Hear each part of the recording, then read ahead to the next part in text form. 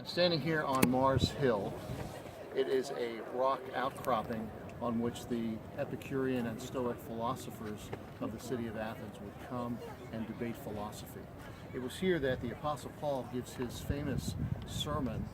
But the interesting thing about this place is that right just across the way, not far, standing right behind me, was the Greek Acropolis, an area in Athens that was for their most important areas of worship. The Parthenon was the center of that, and the Erechthum, another place of worship, was there as well. And so when Paul says this, "Men of Athens, I see that in every way you are very religious, for as I walked around Athens and looked carefully at your objects of worship, I even found an altar with this inscription, to an unknown God. Now what you worship as something unknown, I am going to proclaim to you." Paul goes on to give a very brief and concise gospel presentation.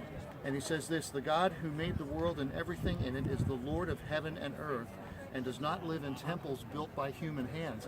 When he was saying that, the Acropolis, the Parthenon, was right behind him, the greatest and grandest example of a temple built by human hands. It says, "And he is not himself served by human hands as if he needed anything, because he himself gives life to all men and breath and everything else." In the Greek philosophy, the gods were the ones that gave life and breath and everything, and the Apostle Paul explains that that's from God. He goes on to say this, that God did this so that men would seek him and perhaps reach out for him and find him, for he is not far from each one of us. For in him we live and move and have our being. As the Apostle Paul is giving this presentation, glistening in the background is the 12-meter high statue of Athena, glistening in the sunlight. And he's talking about the one and only true God, the God not built by human hands.